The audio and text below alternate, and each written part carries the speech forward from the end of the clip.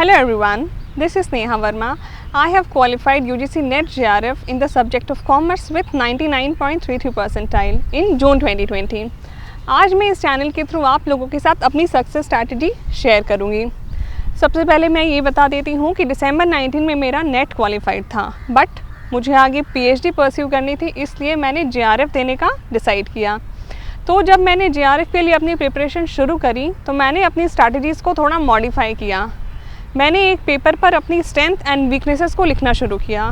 Surprisingly मेरी weakness की list बहुत ज़्यादा लंबी हो गई थी, जस्ट बिकॉज मेरा नेट हुआ था दिसंबर 19 में, तो मुझे पता थी कि मेरी वीकनेसेस कुछ टॉपिक्स थे जो कि ऑलरेडी मेरी वीकनेसेस थे। फिर मुझे एक डायरेक्शन मिला कि मुझे किस तरीके से काम करना है, वो काफ़ी ज़्यादा हेल्पफुल भी था।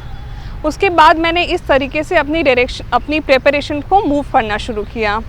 मैं डेली बेसिस पर अपनी वीकनेसेस पे काम करती थी। कुछ ऑनलाइन सर्च हो गए, गूगल हो गए, यूट्यूब हो गए, उस हिसाब से मैं अपनी प्रिपरेशन को एक डायरेक्शन दे रही थी। नेक्स्ट जो सबसे ज़्यादा इम्पॉर्टेंट चीज़ है स्टूडेंट को, जो काफ़ी ज़्यादा फेस करनी पड़ती है, that is how to make notes. तो मैं अपना बताना चाहती हूँ कि मैं किस तरीके से नोट्स प्रिपेयर करी थी। मेरे नोट्स बहुत ही ज़्यादा crisp and to the point थे। मैंने कभी भी किसी चीज़ पे कोई पैराग्राफ नहीं लिखा था। Always write down in point wise. Alright, paper 1 and 2 दोनों ही 10-10 सेक्शंस में डिवाइडेड है। पेपर 1 में जो थोड़ी जिन टॉपिक्स में थोड़ी प्रॉब्लम आती है वो है RC, research aptitude, people in environment and DI। तो DI में एज़ यू नो मुझे भी थोड़ी प्रॉब्लम आई थी।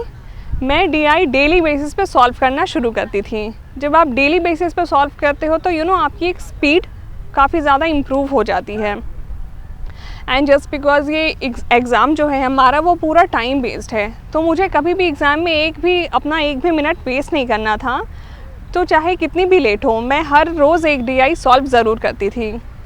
नेक्स्ट जिन टॉपिक में स्टूडेंट्स को थोड़ी प्रॉब्लम फेस करनी पड़ती है वो है research aptitude and reading comprehension. Reading comprehension को रीड करने का सबसे अच्छा तरीका है आप अपने फ़ोन में एक InShot ऐप डाउनलोड कर सकते हो। उससे आप डेली बेसिस पे अपने रीडिंग स्किल्स को इम्प्रूव करोगे। एंड जब आप उस एग्ज़ाम में प्रिपेयर होगे तो आपको पता चलेगा कि आपकी जो रीडिंग स्किल है कितनी ज़्यादा इम्प्रूव हो चुकी है। एंड एग्ज़ाम के टाइम आप लोगों को बिल्कुल भी प्रॉब्लम नहीं होगी उस चीज़ों को रीड करने के लिए।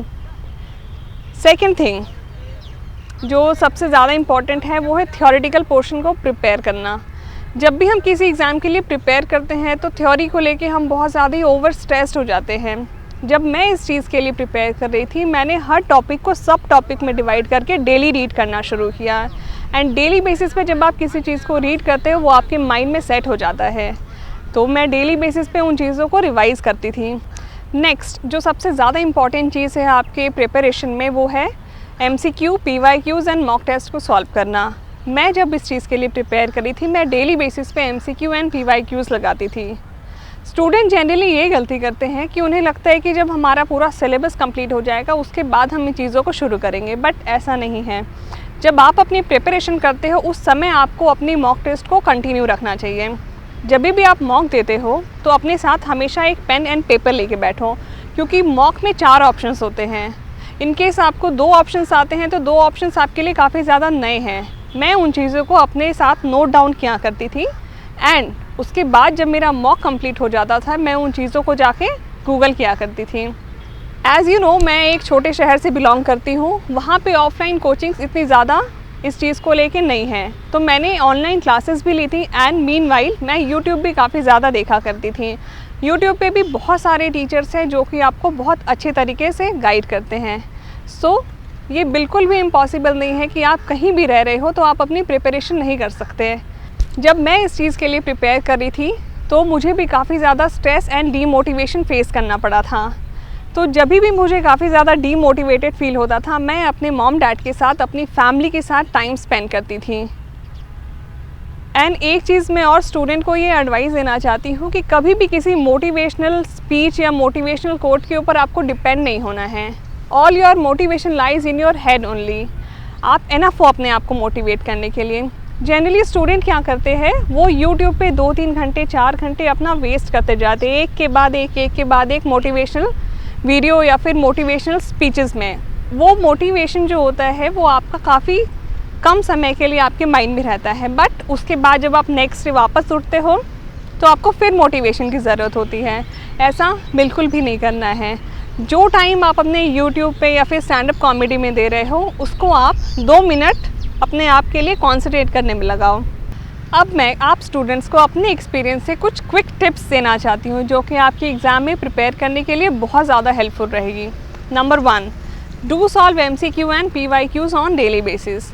Number 2, keep your self away from negative thoughts and negative people. Number 3, one teacher, one book, one subject and multiple times revision. Number 4, it is just an exam, enjoy your journey, do not take stress. And finally, मैं YouTube channel daily knowledge track को thank you बोलना चाहती हूँ, जिसके through मुझे chance मिला कि मैं अपनी सक्सेस स्ट्रैटेजीज़ आप लोगों के साथ शेयर कर पाऊँ एंड बाकी स्टूडेंट्स को मोटिवेट कर पाऊँ जो भी ये वीडियो देख रहे हैं, सो दैट कि वो अपने एग्ज़ाम को बहुत अच्छे से क्लियर करें। Thank you so much.